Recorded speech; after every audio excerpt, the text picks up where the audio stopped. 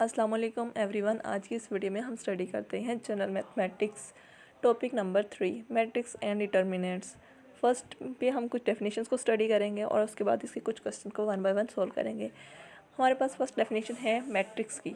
A matrix is a rectangular arrangement of number in row and column. The order of the matrix is the number of the rows and column. The entries are the number in the matrix. यानी कि matrix क्या है, एक rectangular arrangement है numbers की रोज़ और column में।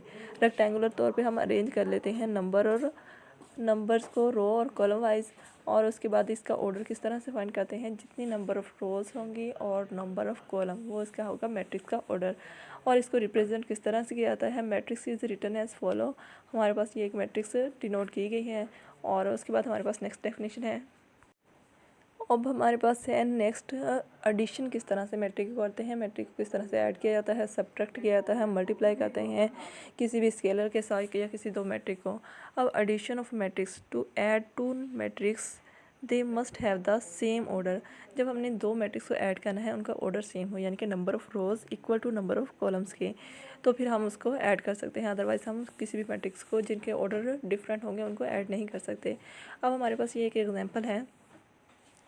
इसमें हमें दो मैट्रिक्स गिवन है और हमने उनको ऐड करना है।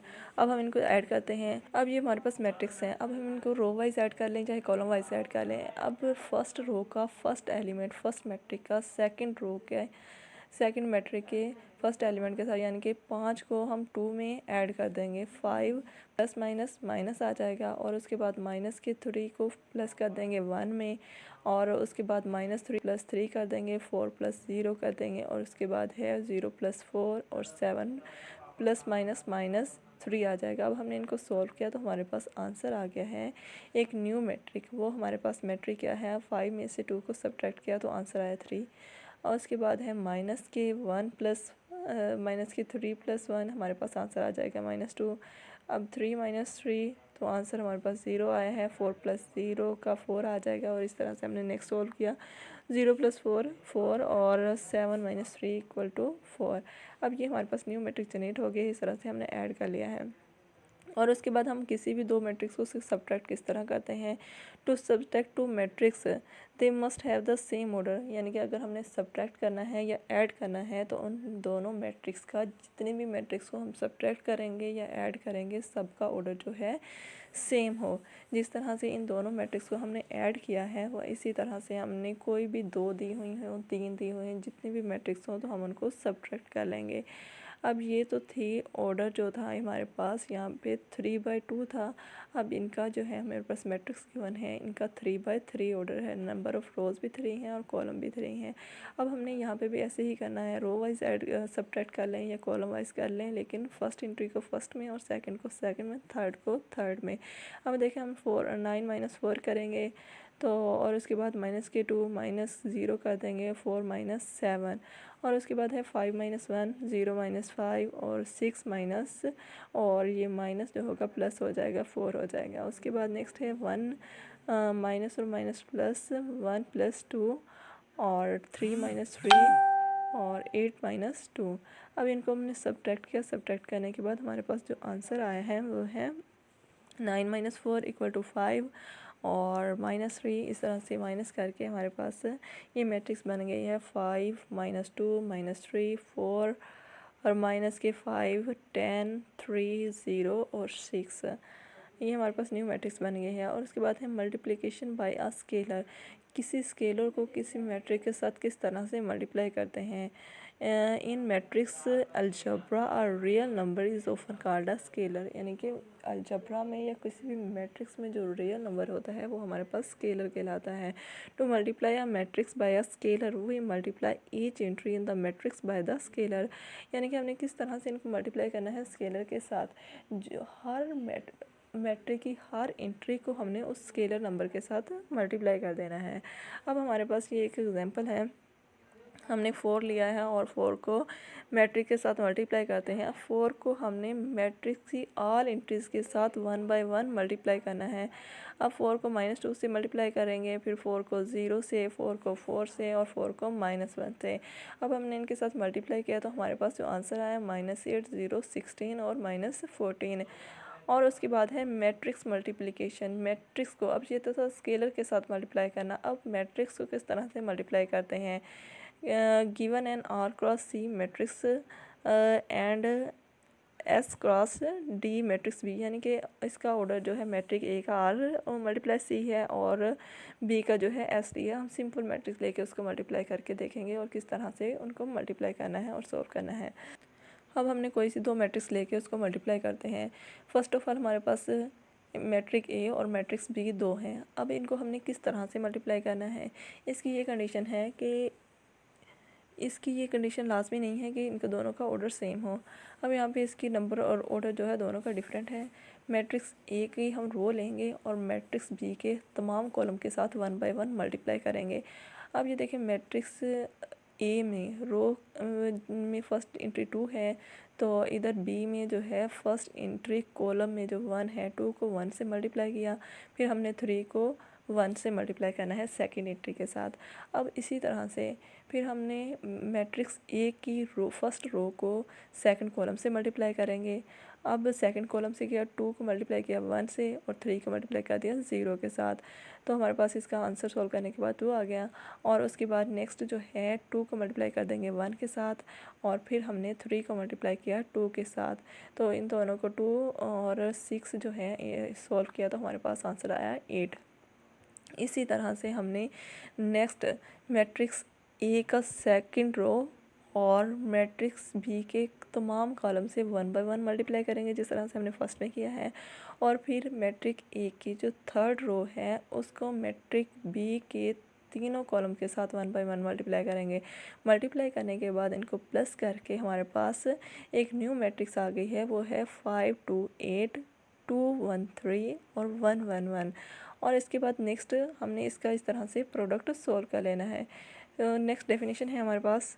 अब नेक्स्ट हमारे पास डेफिनेशन है आइडेंटिटी मैट्रिक्स। आइडेंटिटी मैट्रिक्स क्या है? A square matrix with ones on the diagonal and 0 elsewhere is called a identity matrix, यानी कि डायगोनल एंट्रीज जो हैं हमारे पास वो 1 हों और नॉन डायगोनल एंट्रीज जो है ऑल 0 हों, तो ऐसी मैट्रिक्स हमारी जो है आइडेंटिटी मैट्रिक्स कहलाती हैं। अब हमारे पास ये एग्जांपल है, ये देखिए हमारे पास तमाम डायगोनल एंट्रीज जो हैं 1 है, नॉन डायगोनल जो है 0 है। और उसके बाद है इन्वर्स। इन्वर्स कैसे फाइंड करते हैं? इन्वर्स की डेफिनेशन क्या है? Given a square matrix B if there exist a matrix D such that B D equal to D B equal to I, then D is called the inverse of B and is denoted by D equal to B inverse. और इसको इस तरह से denote किया जाता है। और हमने इसको किस तरह सॉल्व करना है, किसी भी मैट्रिक का इन्वर्स किस तरह फाइंड करना है और इसको एचिलॉन फॉर्म में किस तरह कन्वर्ट करना है रिड्यूस एचिलॉन में, ये हम तमाम क्वेश्चन को 1 बाय 1 सॉल्व करते हैं। और उससे पहले वीडियो को लाइक कर दें, चैनल को सब्सक्राइब कर दें। चलें हम अब इनको सॉल्व करते हैं। अब हम इस एग्जाम्पल को यूज़ करते हुए तीनों मेथड को सॉल्व करेंगे। इन्वर्स फाइंड करेंगे, एचिलॉन फॉर्म और reduce echelon form. First of all हमें ये 3 इक्वेशंस गिवन हैं, हमने इनको क्या करना है, system can be written in the matrix form. Matrix form में किस तरह से लिखना है? फर्स्ट इक्वेशन को लिखेंगे, एक्स के कोफिशिएंट लिखेंगे, फिर वाई के कोफिशिएंट, फिर जी के कोफिशिएंट लिखने के बाद इस तरह से सेकंड इक्वेशन के लिखेंगे, फिर थर्ड के लिखेंगे और फिर हमने एक्स वाई सी लिख देना है इक्वल टू जिसके इक्वल है 1। फर्स्ट इक्वेशन 1 के इक्वल है, सेकंड 2 के इक्वल है, थर्ड जो है 1 के इक्वल है। ये हमारे पास एगमेंटेड मैट्रिक्स आ गए हैं। अब यहाँ पे हमने इनको सॉल्व करना है। अब ये हमारे पास 3 इक्वेशंस हैं। ऑलरेडी आप लोगों को बता दिया है कि इसको किस तरह से मैट्रिक्स फॉर्म में राइट करते हैं। चले अगेन हम राइट कर लेते हैं। राइट करने के बाद सॉल्व करते हैं। ये देखें, x plus 2y plus z equal to 1, first equation ये है। 2x plus 2y equal to 2, 3x plus 5y plus 4c equal to 1। अब हमने इनको मैट्रिक्स फॉर्म में किस तरह लिखना है? पहले x के कोफिशिएंट लिखेंगे, फिर y के, फिर c के, जो इक्वेशन 1 में है। और उसके बाद इक्वेशन 2 में जो है हमारे पास x के कोफिशिएंट 2 है, y के 2 हैं, c नहीं है तो उसकी जगह पे 0 आ जाएगा। इक्वेशन 3 में 3 है, x के कोफिशिएंट y के 5 हैं और c के 4 हैं। और उसके बाद हमने राइट करना है यहाँ पे x y और फिर z इक्वल टू, अब फर्स्ट इक्वेशन 1 के इक्वल थी और सेकंड हमारे पास 2 के इक्वल थी और थर्ड हमारे पास 1 के इक्वल है। तो अब हमारे पास है, हमने यहाँ पे एचिलॉन फॉर्म में कन्वर्ट करना है इसे और रिड्यूस एचिलॉन में। अब हम इसको किस तरह से करेंगे? फर्स्ट ऑफ ऑल हमने ए बी फाइंड करना है, ए और इसी को यूज़ करते हुए हमने इन्वर्स भी फाइंड करना है। तो हमारे पास है ए बी इक्वल टू, अब ए बी को किस तरह लिखेंगे? ये हमारे पास मैट्रिक्स ए है, ये एक्स है, ये हमारे पास बी है। अब ए और बी को इकट्ठा कर देंगे, मैट्रिक्स ए को राइट करेंगे 1 2 1, फिर हमारे पास आ जाएगा 2 और फिर 2 और 0, फिर 3 5 4। अब हमने बी की वैल्यू राइट कर देनी है। बी की वैल्यू हमारे पास है 1 2 1, ये हमने राइट कर दिया।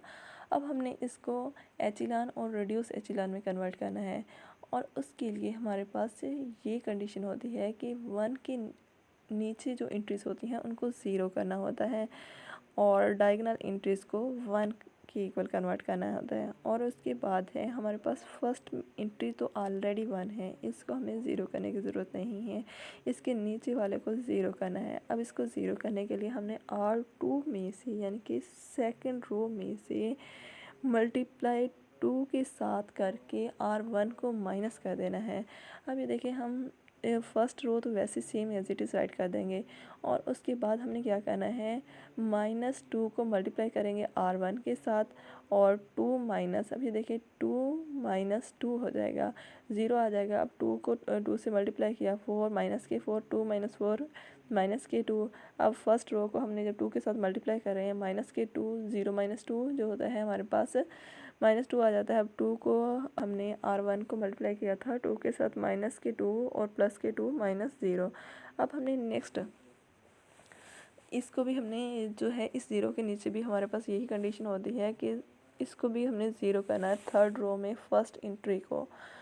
अब इसको 0 करने के लिए हमने क्या किया, R3 -3 R1 कर दिया। R3 में से R1 को मल्टीप्लाई करके 3 के साथ माइनस कर देना है, तो हमारे पास 3 -3 0, 5 6 जो होगा -1 आ जाएगा, 4 -3 जो है 1 आ जाएगा, और 1 -3 -2। अब ये देखें 1 के नीचे जो हैं दोनों एंट्री 0 हो चुके हैं। अब सेकंड रो में जहाँ पे -2 है, इसको भी हमने 1 में कन्वर्ट करना है।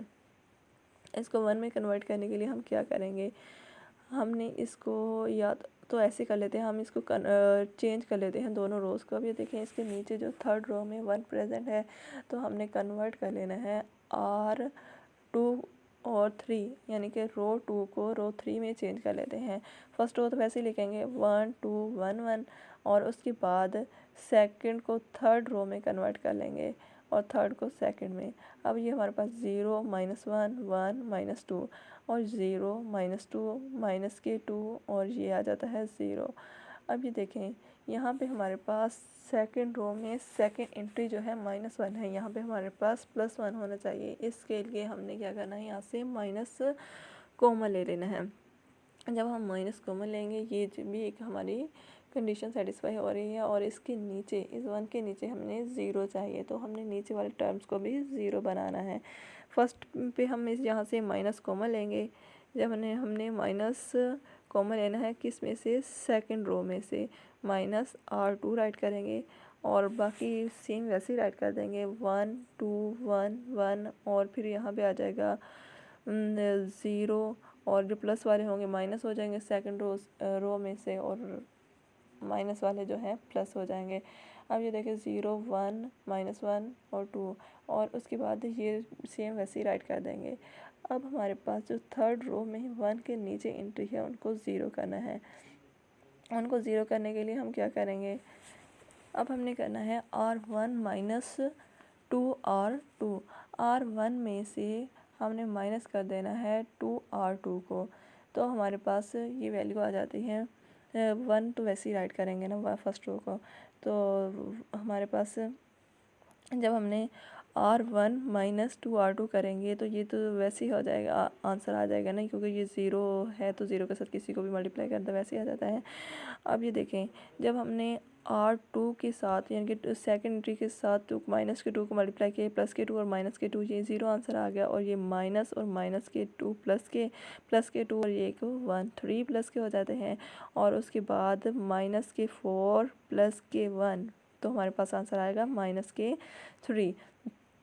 तो अब हमने नेक्स्ट वैसे ही इस रो को राइट कर देंगे 0 1 -1 और ये हमारे पास है 2। अब लास्ट में ये जो है 1 के नीचे जो है थर्ड रो में भी 0 होना चाहिए। इसके लिए अब हमने क्या करना है, तो इसके लिए हम कर देंगे, इसको माइनस कर देते हैं या तो प्लस कर देते हैं R3 + 2R2। तो अब ये देखें 2R2 यहाँ पे सॉरी 2 आएगा। अब 0 + 0 तो 0 आ जाता है और उसके बाद हमारे पास है यहाँ पे 2 को जब हमने इसके साथ 2 के साथ मल्टीप्लाई करेंगे तो हमारे पास आ जाएगा 0। तो उसके बाद यहाँ पे -1 और जब हमने इस 2 के साथ मल्टीप्लाई किया +2 हो जाएंगे। तो सॉरी -2 और -2 हमारे पास 4 आ जाएंगे।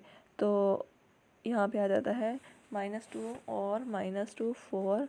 और जब हम सेकंड रो को मल्टीप्लाई कर रहे हैं 2 के साथ, तो 2 के साथ मल्टीप्लाई करेंगे 4 + 0 तो आंसर आ जाता है 4। अब हमने इसको नेक्स्ट ये देखें हमारे पास एचिलन फॉर्म बन गई है। अब हम इसको रिड्यूस एचिलन फॉर्म में कन्वर्ट कर रहे हैं। तो उसके लिए हमारे पास यहाँ पे -4 है, यहाँ पे 1 होना चाहिए, इसके ऊपर वाली एंट्रीज जो है 0 होने चाहिए। अब इसके लिए हम R3 में से कॉमन ले लेते हैं या तो या डिवाइड कर देते हैं -1/4 के साथ। जब हम -1/4 से डिवाइड करेंगे तो हमारे पास ये आंसर फर्स्ट 2 रोज तो वैसे आ जाएंगे और उसके बाद ये हमने राइट किया 0 1 0 3 -3 0 1 -1 2 और जब हमने इस पे डिवाइड किया है 0 आ जाएगा, ये 0 आ जाएगा, ये आ जाएगा हमारे पास 1 और ये आ जाता है -1। अब ये देखिए हमारे पास एचिलन फॉर्म बन रही है और उसके बाद फर्स्ट में चेक करें। फर्स्ट में हमारे पास यहाँ पे फर्स्ट रो में 3 है, तो हमारे पास यहाँ पे होना चाहिए या तो 1 होना चाहिए या 0 होना चाहिए।